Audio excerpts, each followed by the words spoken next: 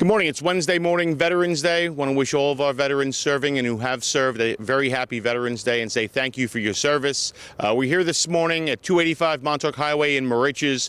This property behind me is part of 16 acres that the town is acquiring with the Peconic Land Trust, and we're here today cleaning up this property.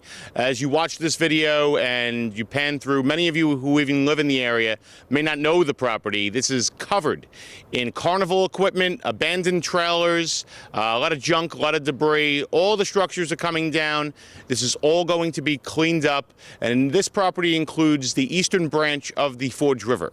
So when you drive by Montauk Highway in Moriches across from the post office and you see those trailer bodies and carnival equipment, that's the entrance to this property, and soon it will all be gone and this property will be preserved.